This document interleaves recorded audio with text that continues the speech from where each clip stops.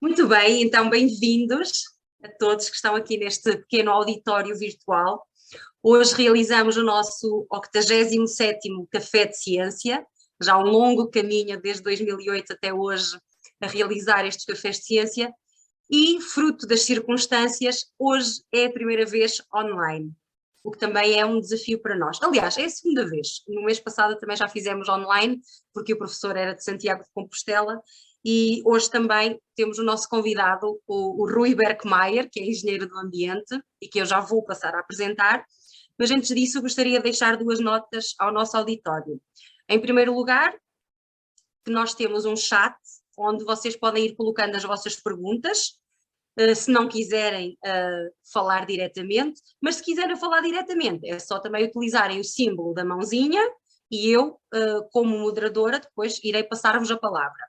O Rui não trouxe uma apresentação de PowerPoint, isto vai ser mesmo o verdadeiro conceito do Café de Ciência, que é uma conversa informal, uma tertúlia à volta de um tema que tenha pertinência científica e que seja relevante para a nossa sociedade atual. E então é ótimo, porque se alguém quiser falar ou colocar uma pergunta após uma intervenção do Rui, estão à vontade, está bem? Essa é a primeira nota. A segunda nota é que esta reunião Zoom, não sendo uma reunião profissional, é possível que termine daqui a 45 minutos. Se assim acontecer, é só voltarem a carregar no mesmo link, está bem? Se calhar até nessa altura já estaremos despachados, mas de qualquer forma fica essa salvaguarda, está bem? Eu vou começar então por apresentar o Rui Berkmayer. Obrigada, Rui, em primeiro lugar, por ter aceito o nosso convite, é sempre uma honra recebê-lo. E eu vou então fazer uma pequena resenha biográfica da sua longa carreira.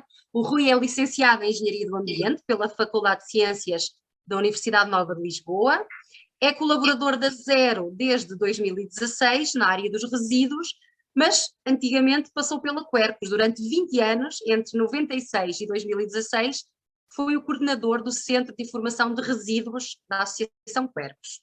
E com trabalho desenvolvido, como é natural, em diversas áreas relacionadas com a temática dos resíduos, com particular ênfase para os resíduos urbanos, hospitalares e industriais. Foi também chefe de setor do ambiente da Câmara Municipal das Ilhas, em Macau, do outro lado do mundo, entre 92 e 96, e depois imagino que em 96 então foi o seu regresso de novo a Lisboa e a Quercus. E teve nessa altura um trabalho na área da gestão de resíduos e educação ambiental, e foi também técnico superior dos Serviços Regionais de Hidráulica do Sul, em Évora, entre 88 e 1992, com trabalho de controle de poluição hídrica e extração de inertes, ou seja, toda a sua formação está perfeitamente relacionada com o tema que também vamos falar hoje. Queria só deixar também uma nota e dar a conhecer a Associação Zero, que é uma associação muito interessante, a Associação de Sistemas Terrestres, Sistema Terrestre Sustentável, que nasceu apenas no final de 2015. E é um interesse comum de cerca de uma centena de pessoas pela concretização do desenvolvimento sustentável em Portugal. A Zero propõe-se intervir na sociedade portuguesa através de uma participação proativa na defesa dos valores da sustentabilidade, por entender que só através do equilíbrio entre o ambiente, sociedade e economia será possível construir um mundo mais coeso, social e economicamente em pleno respeito pelos limites da natureza. Missão com a qual o Centro de Ciência Viva concorda naturalmente. Assim sendo, Rui, bem-vindo. Acho que já pode ligar o seu microfone. Olá, boa tarde. Olá, boa tarde, Rui. E se calhar vamos começar então, eu vou começar talvez por passar a palavra, obviamente, não é? Mas então talvez a primeira pergunta para o nosso auditório, já estou a ver aqui também que há algumas crianças, o que é isto da economia circular? Antes de chegarmos ao que é que está a falhar, o que é isto da economia circular, Rui? Se o Rui nos quiser explicar muito rapidamente, e começamos assim o nosso diálogo. Bom, antes de mais agradecer o vosso convite, como é óbvio, temos todo o prazer em participar nesta conversa. No fundo, isto trata-se, espero eu, de uma conversa, não é? Para trocarmos aqui os pontos de vista. Vou tentar falar durante cerca de 20 minutos, para dar tempo depois para podermos ainda discutir e trocar opiniões sobre este tema tão vasto que é a economia circular. A economia circular é um bocado difícil defini-la em meia dúzia de minutos, portanto vou tentar fazer um esforço de redução, que aliás é um dos componentes da economia circular, que é a redução, não é? Portanto, a economia circular, no fundo, é nós, no fundo, instalarmos na economia o conceito de aproveitamento máximo de recursos. Portanto, ou seja, onde nós temos até agora, essencialmente, uma economia chamada linear, em que nós consumimos os recursos da natureza, produzimos os produtos e depois esses produtos são descartados e não são reaproveitados. Portanto, isto é basicamente a economia linear. A economia circular, muito sinteticamente, tenta fechar o ciclo e retornar à origem as matérias-primas, exatamente para não termos de ir buscar recursos naturais de forma exagerada, digamos, ao planeta, porque há muitas matérias que estão de facto a ficar exauridas no nosso planeta. Por outro lado, a economia circular não é só a reciclagem. Embora eu vá falar essencialmente de reciclagem, porque a parte da prevenção há uma colega minha que pode ser que um dia seja convidada, é uma proposta aqui, a Susana Fonseca trabalha muito ao nível da redução e da reutilização, dos espaços da economia circular, mas hoje vamos falar essencialmente da... Não sei se estão a ouvir bem? E ouvimos, mas houve aqui uma pequena interferência Pois houve qualquer coisa assim. Eu acho que agora já estamos a ouvir bem. Agora já achamos que sim, sim. Espero que sim, pronto, vamos ver se não... Pronto, e então a redução e reutilização é de facto a prioridade quando se fala de economia circular, e dentro da linha também dos 3 R's, reduzir, reutilizar e só depois reciclar. Eu vou-vos falar essencialmente da reciclagem, mas a economia circular não tem a ver só com resíduos, tem a ver com uma série de coisas, com a energia, com os nossos hábitos, com muitos mais aspectos, no fundo, em que nós vamos tentar utilizar da melhor forma os recursos do planeta. Portanto, basicamente é isso. Eu vou-vos falar essencialmente de 3 componentes ligadas aos resíduos. Os resíduos urbanos, os resíduos de equipamentos elétricos e eletrónicos e os chamados RCDs, ou resíduos de construção e demolição. Pronto, onde, infelizmente, nesses 3 fluxos de resíduos, a economia circular, como é o tema desta nossa conversa, tem estado um pouco a falhar. Um pouco, em alguns casos, muito mesmo. Eu começaria por falar dos resíduos urbanos. Existem metas comunitárias muito ambiciosas para reutilização e reciclagem, nomeadamente em 2020 a meta era de reutilizar ou reciclar 50% dos resíduos recicláveis, dos resíduos urbanos recicláveis. Portugal reciclou 38%, portanto ficou muito longe da meta, mas isto estamos a falar dos recicláveis, porque as metas futuras vão ser para reciclar do total dos resíduos urbanos, ou seja, é muito mais difícil, porque há uma componente, cerca de 20-25% dos resíduos urbanos, que é difícil reutilizar ou reciclar. E as metas para 2025 é 55%, 2030 60% e 2035 65%. Portanto, isto são as metas comunitárias que são extremamente ambiciosas, mas que são uma necessidade que nós temos de tentar, no mínimo, aproximar-nos. Claro. Se tivermos em conta este novo método de cálculo, que é a reciclagem sobre o total dos resíduos produzidos, Portugal atualmente estará a reciclar, em 2020, dados da Agência Portuguesa do Ambiente, 16,2%. Ou seja, se for sobre o total dos resíduos urbanos, é 16,2%. Ou seja, daqui a 3 anos tínhamos de chegar a 55%. Portanto, nem vale a pena comentar o problema que temos pela frente. Pronto, ou seja, claro, temos um problema gravíssimo, claro. E daí a questão de tentarmos identificar aqui algumas situações, quer com problemas, quer como soluções, porque o problema existe porque a solução não foi implementada. O primeiro ponto, vou tentar ser sintético, são muitas nos resíduos urbanos, é o modelo de recolha seletiva. Nós apostámos nas últimas 2 décadas, aliás, há 25 anos para cá, na recolha com ecopontos, quando está mais que evidenciado que, na generalidade dos casos, em países que têm bons sistemas de recolha seletiva, a recolha é sistema porta a porta. E, portanto, é um caso típico, até da Zona Norte, que é o caso da Câmara da Maia, tem, de facto, uma recolha excelente porta a porta e consegue dados muito interessantes de recolha seletiva. Mas nós não aprendemos com esta situação. Portanto, Portugal tem muito pouco recolha porta a porta e agora está a lançar a campanha dos biorresíduos, ou seja, dos resíduos orgânicos, dos restos de comida das nossas casas, cascas de batata, de banana e por aí fora. E estávamos à espera que o sistema de recolha fosse um sistema de recolha moderno, mas o que estamos a assistir em muitos dos projetos de recolha de biorresíduos é a recolha também com ecopontos. O que é curioso, porque há já sítios onde há recolha porta a porta das embalagens, mas mesmo assim vão instalar, olha, no sítio onde eu moro, por exemplo aqui em Almada, há zonas em que já tem recolha porta a porta de embalagens e do papel, mas vão pôr um contentor na via pública para os resíduos orgânicos, ou seja, não vão rentabilizar todo o sistema de recolha porta a porta. Porquê é que acha que o porta a porta, porque acha que os municípios, por exemplo, não sei se é da competência deles, não podem implementar este sistema porta a porta? É mesmo por uma questão económica?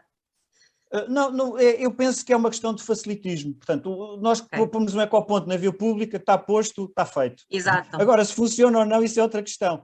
A recolha porta a porta, que tem dados muito melhores, quer em termos de recolha, quer em termos económicos, tem um problema, porque obriga a uma comunicação porta a porta, obriga a falar com as pessoas das moradias, dos condomínios, e isso dá muito trabalho. E, portanto, no fundo, nós estamos um bocado a ser preguiçosos na instalação desses sistemas de recolha, que no início custam a instalar, é um facto, mas depois de estarem instalados as pessoas compreendem e participam. E, portanto, a comunicação, a recolha seletiva porta a porta tem uma grande vantagem, implica comunicação porta a porta. Logo aí, em termos da comunicação, sensibilização, está feita toda a diferença. E nos resíduos orgânicos, nós estamos, de facto, a repetir os erros de há 25 anos, e os resultados penso que vão ser evidentes. Outro aspecto importante da recolha é nós darmos prémio ou premiarmos quem faz a separação. E nesse aspecto foi aprovado em 2018 uma proposta na Assembleia da República, foi aprovado quase por unanimidade.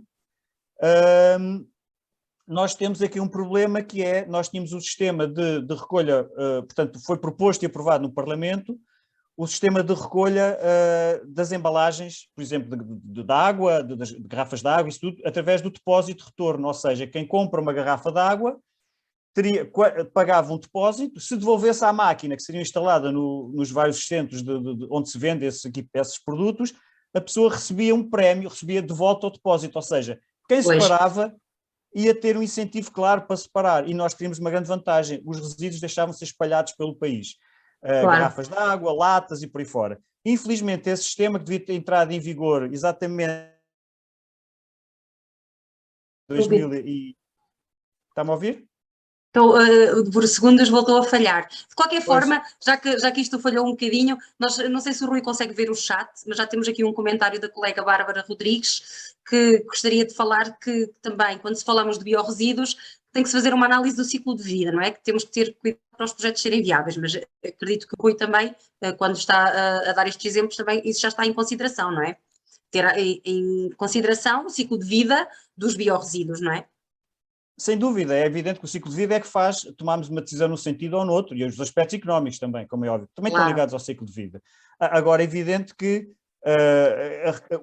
também o que se passa, os exemplos de outros países são fundamentais, nós também não temos de criar a roda novamente, não é?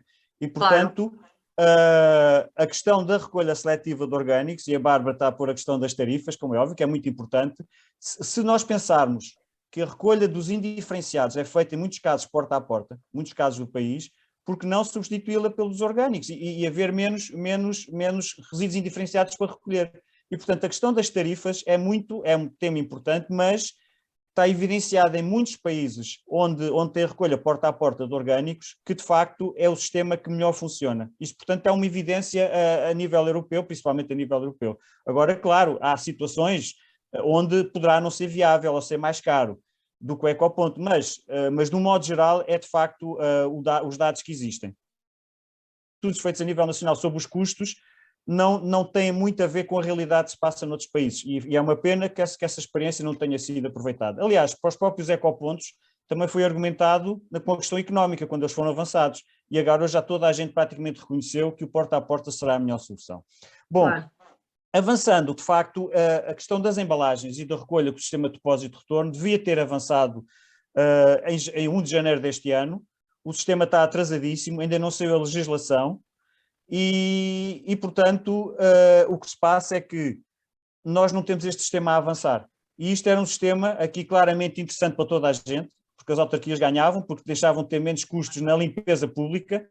Os cidadãos que participavam e ambientalmente conscientes eram premiados, quem não queria participar era, digamos, castigado porque não recebia o depósito de volta, e é um sistema que tem todo o interesse. Infelizmente não avançou ainda, esperemos que em 2023 avance. Está contemplado no próximo orçamento de Estado ou não sabe? Não, para já não, porque até para já tem de ser a legislação, eu penso que isto inclusive terá de ser financiado também pelas entidades gestoras das embalagens, portanto, e há aqui vários aspectos que estão ainda por perceber, e portanto o drama é depois de 2018 já terem passado 3 anos, mais de 3 anos, e ainda não temos esse sistema minimamente articulado e ainda haver uma grande confusão. Portanto, aliás, a legislação nem sequer saiu ainda. Pronto, outro aspecto importante, outra ferramenta muito importante é o chamado PAIT. Também tem a ver com aspectos económicos, é Pay as you throw, portanto, pagar a gestão dos resíduos em função da produção. E isto é também uma ferramenta muito interessante, porque nós hoje, quando os resíduos que não separamos, não temos nenhuma penalização adicional, nós pagamos a taxa de lixo em função do consumo da água. Portanto, não há nenhum incentivo para o cidadão participar em termos económicos no sistema de recolha seletiva. E isso, infelizmente, ainda vai demorar muito a avançar, até porque em Portugal, como temos o sistema dos ecopontos, não é fácil instalar esse sistema de cobrar o lixo em função da sua produção, do indiferenciado, quando temos o sistema de ecopontos, nos sistemas porta a porta, pelo menos em quase toda a Europa, onde é instalado este sistema PAIT, pagar em função da produção do lixo que nós não separamos. E no fundo era ser utilizador-pagador, não é? No fundo é esse modelo, sim. Exatamente, porque hoje em dia nós é utilizador da água, pagador do lixo. Claro. Portanto, nós consumimos água e pagamos o lixo, portanto, isso não faz sentido. Mas é evidente que para fazer o peito nós temos de ter um sistema de recolha porta a porta bem desenvolvido. Depois temos aqui outro aspecto muito importante. E aqui a Bárbara, que está do outro lado, que é importante que o Resíduos Nordeste perceba isto. E, aliás, eu falei também já com o Paulo Praça, Resíduos Nordeste, e ele tem noção. Isto é um aspecto que é muito importante. Nós pedimos à entidade reguladora dos sistemas de águas e resíduos, a ERSAR, os dados sobre os custos da recolha e da triagem das embalagens e o que era pago pelas entidades gestoras. As entidades gestoras, pronto, isto agora não sei se vou entrar muito em detalhe, pois o tempo vai voando, mas as entidades gestoras de embalagens são as entidades licenciadas pelo Estado para financiarem a recolha e a triagem das embalagens. Quem paga isto são as empresas que colocam produtos embalados no mercado. Portanto, é um sistema de responsabilidade alargada do produtor, ou seja, quem coloca o produto no mercado tem de financiar a sua recolha e garantir que depois é reciclado, pelo menos. O que acontece? Segundo os dados da entidade reguladora, as empresas, os sistemas de resíduos urbanos ligados a empresas de alto fomento, que são cerca de 60% dos resíduos do país, gerem cerca de 60% dos resíduos do país, tiveram um déficit em 2020 de 20 milhões de euros. Ou seja, gastaram 60 e tal milhões de euros na recolha e na triagem, e receberam 43 milhões de euros das entidades gestoras de embalagens, quando estas deviam pagar na íntegra esse custo. Ou seja, o que acontece? Quem está a fazer mais recolha está a perder dinheiro. Isto é horrível dizer. Sim, mas economicamente é verdade. Qual é a mensagem que passa para o gestor, para uma autarquia, para uma empresa de gestão de resíduos em alta e por aí fora? Epá, não vamos exagerar na recolha, porque quanto mais recolhemos, mais perdemos. Isto então, é não há forma de fiscalizar os produtores que colocam estes produtos no mercado? Deveria haver mecanismos de fiscalização que pudessem garantir que cumprem a 100% o estipulado. Efetivamente, sim, Ivone, só que a questão é que aqui temos um problema de as duas entidades que regulam o funcionamento destas entidades gestoras de embalagens, nomeadamente a Agência Portuguesa do Ambiente e a Direção-Geral de Atividades Económicas, a DGAE, têm permitido sistematicamente que as entidades gestoras de embalagens, e já agora também do equipamento elétrico e eletrónico, funcionem com orçamentos abaixo do necessário. E, portanto, isto é uma pena, e aliás o apelo que faço, as autarquias têm estado sistematicamente a pagar o que não deviam ter de pagar. E, portanto, estamos a falar de muitos milhões, desde o sistema, imaginemos 20 milhões é nos sistemas da EGF, os sistemas que não são da EGF serão para aí 15 milhões por ano. No conjunto, 30 e tal milhões por ano. Isto num sistema que tem 25 anos, é só fazer a conta. Estamos a falar de 700, 800 milhões de euros de déficit para as autarquias. Isto é inaceitável. Claro que depois a reciclagem não vai avançar.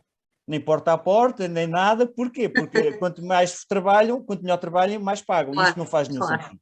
Claro. Portanto, isto é um ponto, aliás, é talvez dos pontos mais importantes da questão do fracasso, digamos, da nossa reciclagem.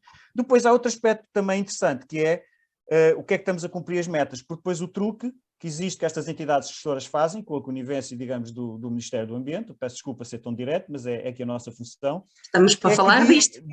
Dizem que há menos embalagens do que as que existem, e portanto assim cumprem-se as metas. O que acontece? Oficialmente, o Ministério do Ambiente só contabiliza as embalagens que são declaradas pelas entidades gestoras. No caso do plástico, as entidades gestoras declaram que são colocados no mercado cerca de 160 mil toneladas de embalagens de plástico nos resíduos urbanos. No entanto, quando nós vamos ver a caracterização dos resíduos urbanos, há 3 vezes mais embalagens de plástico, 480 mil.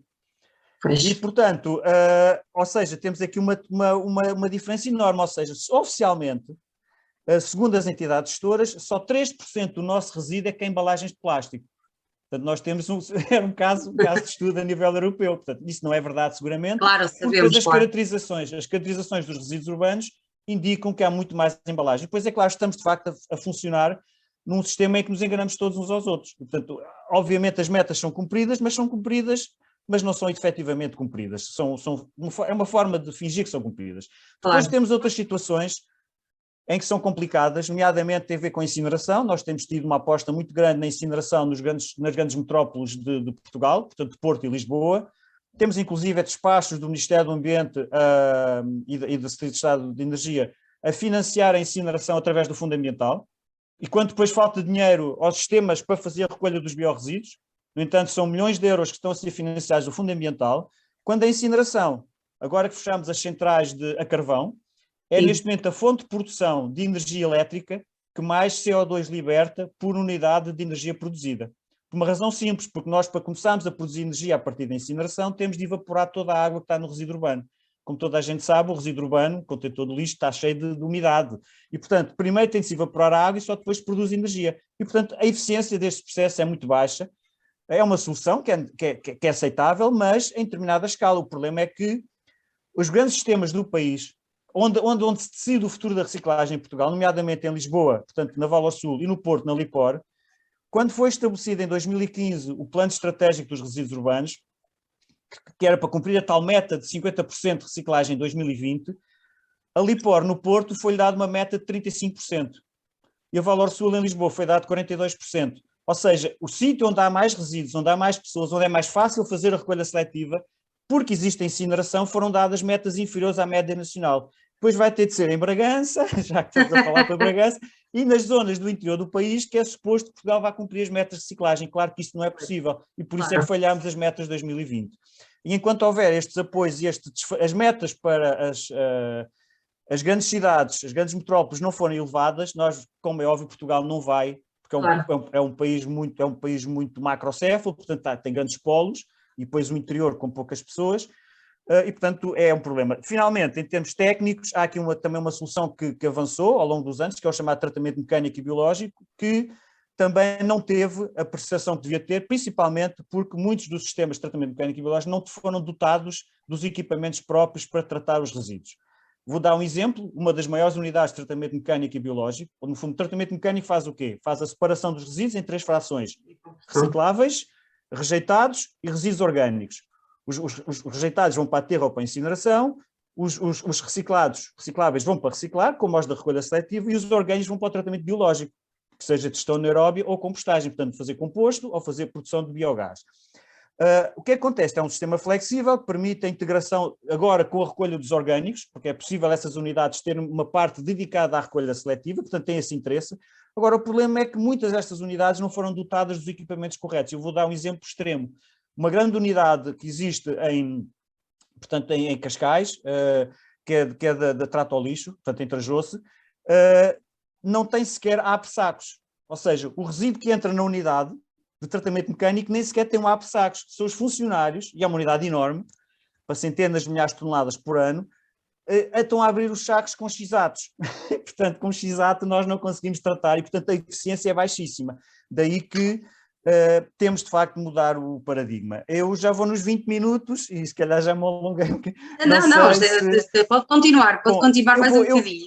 Eu vou abreviar um bocadinho agora para dar tempo para a discussão, que já houve aqui umas questões pertinentes, de facto, e outro aspecto importante, por exemplo, nestas unidades de tratamento mecânico e biológico é possível separar muitos resíduos que de outra forma estão a ir para aterro. E nós temos até um projeto interessante, estamos a desenvolver com o Resíduos Nordeste e com uma fábrica de reciclagem de plásticos, que é para reciclar o plástico, e portanto penso que é da vossa zona, de Bragança, não é? O plástico misto que vem nos resíduos urbanos, indiferenciados. Portanto, existe tecnicamente é possível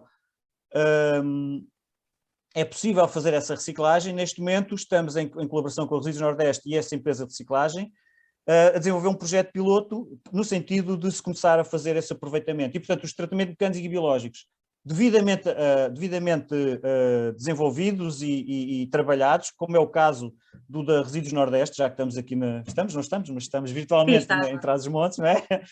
no sistema, conseguem ter algum resultado enquanto nós não tivermos uma recolha seletiva como deve de ser. E, portanto, digamos, é uma solução de recurso, mas que é compatível com aumentarmos a recolha seletiva. Só mais um ponto para os resíduos urbanos, para terminar, que é um ponto que devia estar a montante disto tudo, que é a questão da compostagem doméstica. Portanto, a compostagem doméstica, e agora entrando na questão também dos biorresíduos novamente, pode ser uma solução muito interessante em zonas rurais, zonas de moradias, porque aí, inclusive, o resíduo não chega a ser resíduo. Portanto, as pessoas podem... Eu moro no 8º andar e faço compostagem doméstica, mas porque, pronto, já sou um bocado... Tenho ali uma varanda grande e vou fazendo compostagem doméstica e praticamente quase não envio resíduos para tratamento indiferenciado.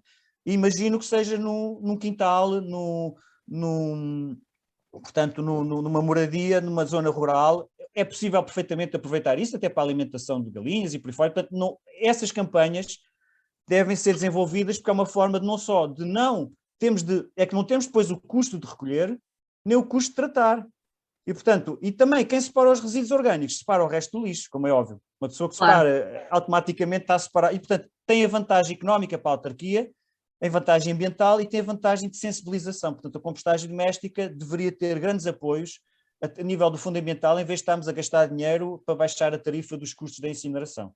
Bom, entrando agora no equipamento elétrico e eletrónico, que é uma área que temos trabalhado bastante, é muito similar às embalagens, portanto, resíduos de computadores, frigoríficos, máquinas de lavar e por aí fora. É muito similar ao problema do subfinanciamento. Este sistema deveria ter recolhido e reciclado em 2020 65% do equipamento elétrico e eletrónico. Ivone, quanto é que terá reciclado? Faço-lhe a pergunta assim. Muito pouco. Pronto, ok. Assim, um cidadão europeu consome matéria-prima 14 toneladas em média por ano e faz 5 toneladas de desperdício, por isso eu com certeza serei uma europeia média também e por isso também os meus valores também não são muito bons e na Europa claramente estamos muito aquém do que seria esperado para cumprirmos as nossas metas, não é? Mas isto tem que haver uma mudança de paradigma, não é? O que o Rui está a falar, estamos a falar muito, a incidir muito na reciclagem, mas isto também temos que ir muito mais amontando, não é? A consciencialização, o reduzir, o mudar o paradigma, porque aí é que eu acho que aí também é uma das componentes essenciais para eliminar o desperdício e reter valor, não é? Temos que mudar a nossa sociedade consumista, no fundo é um pouco isso, mas isso não está previsto acontecer, a curva económica diz que é o contrário, que nós vamos consumir cada vez mais, não é? Porque eu estive a estudar hoje, e então se não conseguimos travar este movimento no início, não é? Consumismo, temos que de facto arranjar soluções tecnológicas, e eu acredito que a ciência e a tecnologia podem dar contribuições fantásticas para então conseguirmos atingir estas metas, não é? Mas Rui, força, a palavra é sua. Muito bem, muito bem. Sim, sim, não, é evidente. Eu estou a falar um bocado no fim de linha, que é o que diz o meu colega meu, o fim de linha da economia circular é a reciclagem. Já estou um bocado no fim de linha, mas como eu disse, a Susana poderá muito bem um dia, sei lá, quem sabe, ser convidada. Sim, convidamos lá para a próxima. Porque vale a pena, vale a pena. Bom, e de facto o equipamento eletrónico que é recolhido pelas entidades gestoras é só 15%. Portanto, quando a sua meta das suas licenças era 65%. Portanto, estão muito longe das licenças.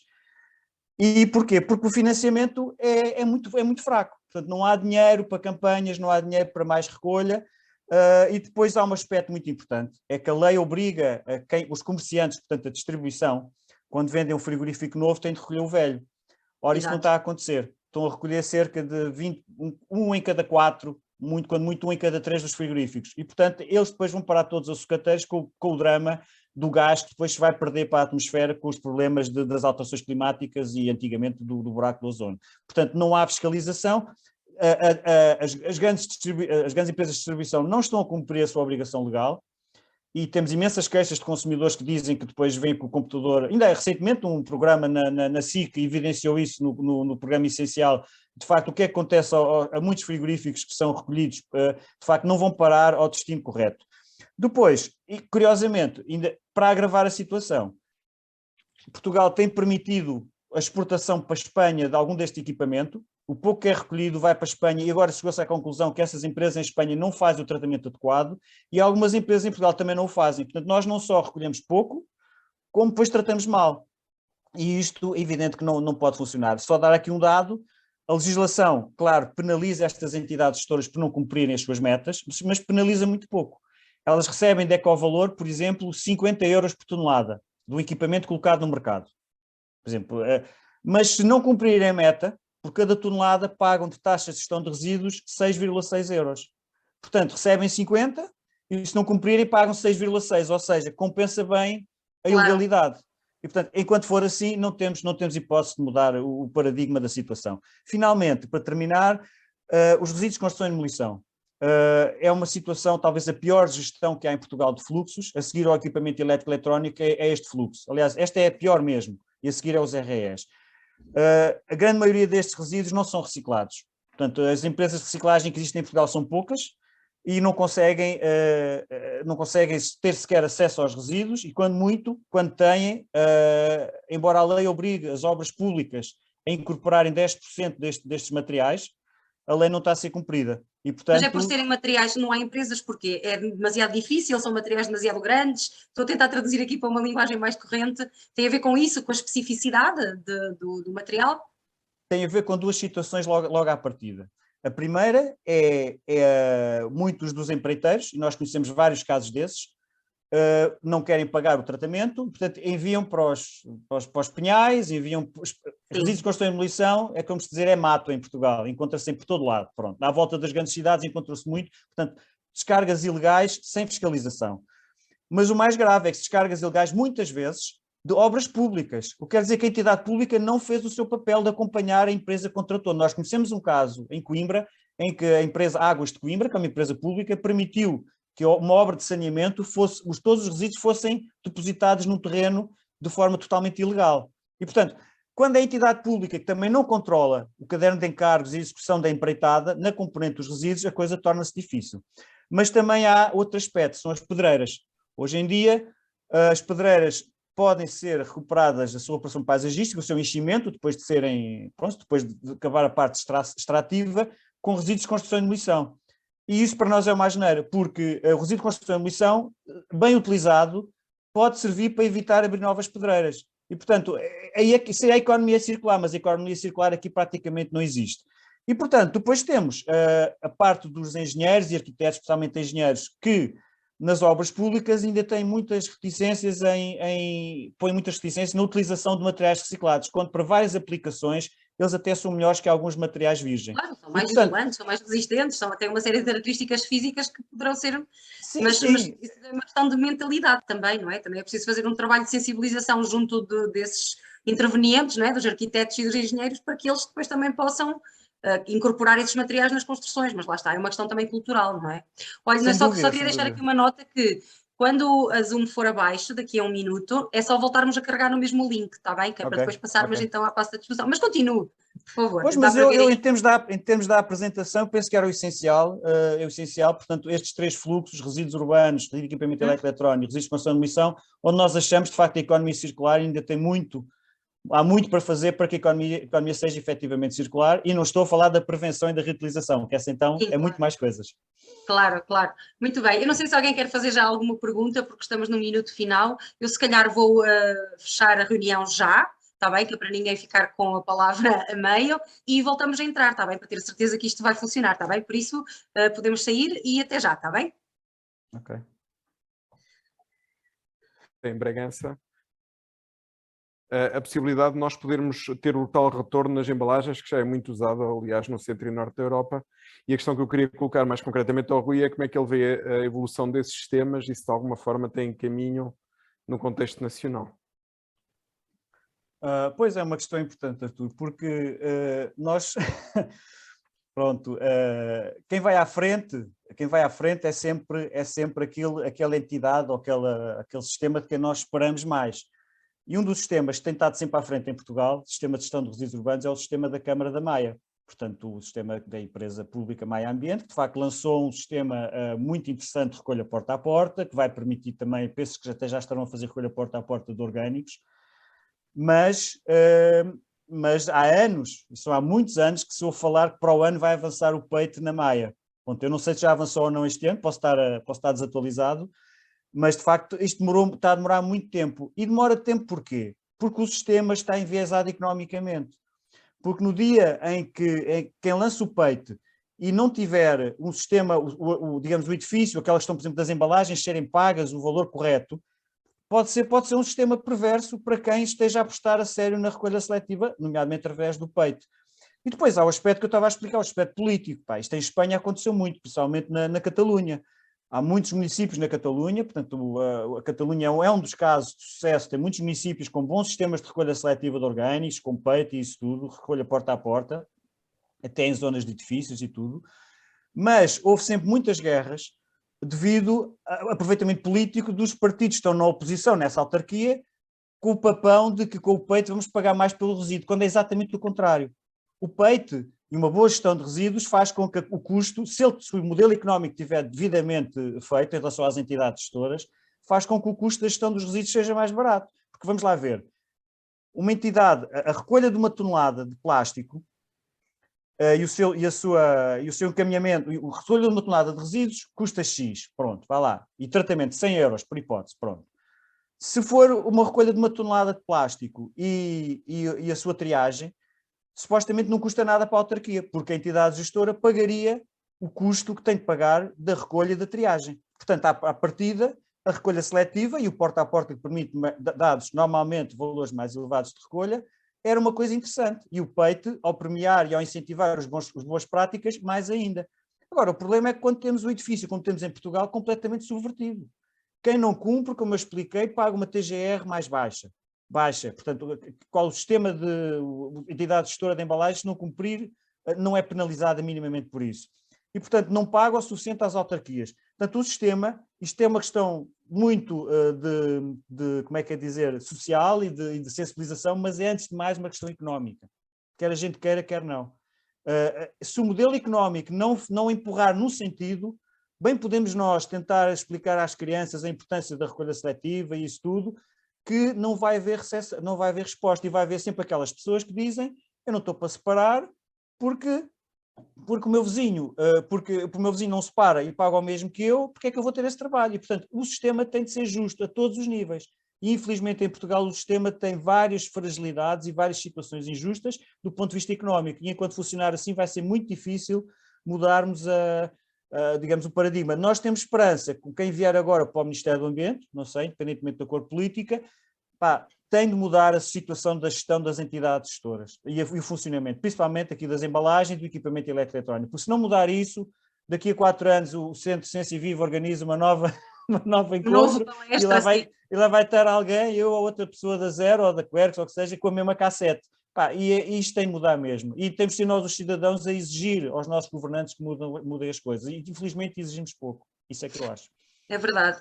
Bem, como estamos a terminar, que normalmente os nossos cafés de ciência demoram 1 hora, eu vou dar tempo para uma última pergunta, uma última oportunidade de falar com o Rui. Se alguém quiser intervir, é só dizer. Não tenham vergonha. Mesmo, eu já vi que há aqui alguns alunos, se quiserem fazer alguma pergunta. Já agora dar uma nota, um bocado na sequência do pouco do que o Artur estava a falar. Há uma coisa também que muitas vezes é argumentado porque não separa o lixo, que é, eles misturam tudo. Pronto, isso eu diria que não é uma fake news, porque de facto às vezes acontece, mas é completamente marginal, acontece muito esporadicamente, mas basta acontecer uma vez. Acontecer uma vez para que nas redes sociais aquilo multiplica-se, qual Covid-19, não é? E depois temos a ideia que passa e que é muito conveniente para muitas pessoas, de facto, isso acontece muito raramente. Eu nisto em Portugal há 25 anos, encontrei 2, 3 casos. Portanto, não é... E hoje com os telemóveis, ainda por cima, as pessoas podem registar isso. Nós pedimos sempre, registrem, enviem-nos um vídeo, e não vem nada. Aconteceu em Lisboa, que há tempos, que foi uma asneira da Câmara, foi asneira mesmo, mas pronto, aconteceu porque o funcionário considerou que o contentor não estava bem feita a separação.